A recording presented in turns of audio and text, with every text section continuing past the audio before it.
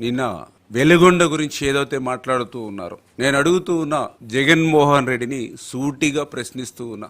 వెలుగొండ ప్రాజెక్టుకు సంబంధించి మీరు చెప్పినటువంటి మాటలు ఏవైతే అసత్యాలు ఏవైతే ఉన్నాయో వాటి మీద అడుగుతూ ఉన్నా. ఇప్పటికే మేము అధికారంలోకి వచ్చిన తర్వాత చూస్తూ ఉన్నాం, ఏదైతే మీ 5 సంవత్సరాల్లో మీరు చేసినటువంటి 14 లక్షల కోట్ల అప్పుల్ని మేము భరిస్తూ, ఇప్పుడు మీరు 5 సంవత్సరాల్లో చేసినటువంటి తప్పులను కూడా మేము భరించాలా అని చెప్పి జగన్మోహన్ రెడ్డిని అడుగుతూ ఉన్న సూటిగా సమాధానం చెప్పాలి. ఎందుకంటున్నానంటే, ఏదైతే ఈవేళ పోలవరం ప్రాజెక్టు దగ్గర నుంచి వెలుగొండ ప్రాజెక్టు వరకు ఆంధ్రప్రదేశ్ రాష్ట్రంలో ఉన్నటువంటి ప్రతి ప్రాజెక్టు, ప్రతి రిజర్వాయరు కూడా జగన్మోహన్ రెడ్డి యొక్క పాలన విధ్వంసానికి గురైనటువంటి పరిస్థితి ఏదైతే ఉందో దాన్ని కప్పిపుచ్చుతూ తన తప్పిదాలను ఇతరుల మీద నెట్టేసేటువంటి నీ విష ప్రయత్నాన్ని ఈ రోజు ప్రశ్నిస్తూ ఉన్నాం పత్రికాపురంగా. అందులో ప్రధానంగా ఏదైతే వెలుగొండ ప్రాజెక్టుకి సంబంధించి అడుగుతూ ఉన్నాం. శ్రీశైలం బ్యాక్ వాటర్ లో ఆ యొక్క వెలుగొండకు సంబంధించినటువంటి టన్నల్ హెడ్